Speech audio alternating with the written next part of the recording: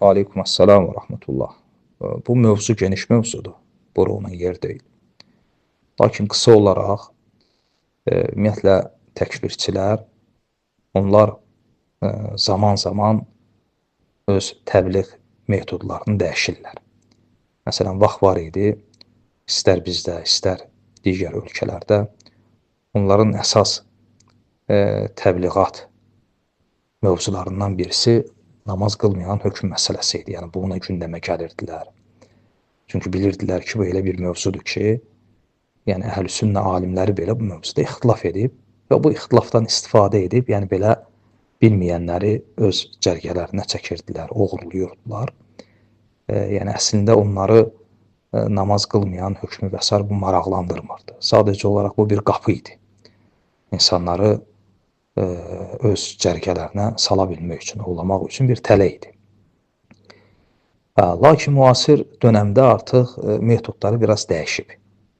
Həm Azərbaycanda və digər ölkələrdə, məsələn, ən gözəl misal elə Türkiyə. Artıq namaz qılmayan hökm məsələsi demək olar gündəmdən düşüb. Hətta əksinə deyirlər ki, ki 10 il, 15 il, 20 il bundan qabaq dediklərin tam əksinə deyirlər. İndi deyirlər ki, ümumiyyətlə namaz İslam əlaməti deyil. Yəni, bir adam namaz qılır, qılmır, bununla kiminsə müsəlman olub olmadığını təyin etmək düzgün deyil. Yəni, deyirlər ki, ola bilsin adam namaz qılır, amma kafirdir. Ola bilsin adam namaz qılmır, amma müsəlmandır. Necə? Yəni, əsas odur ki, bizim əqidəmizdə olsun, bu belə. Və bu fikirdə olanların çoxusu əsasən hal-hazırda məsələni qurublar hakimiyyə, tağut, bu mövzular üzərində. Əgər onların dediklərini bu məsələlərdə etiqad etdiklərini deyir və ona etiqad edirsənsə, namaz qılmasan da səni tohid əhli sayacaqlar.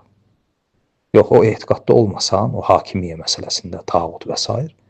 hətta namaz qılsan belə dəxli yoxdur. Sən onlara görə müsəlman deyilsən.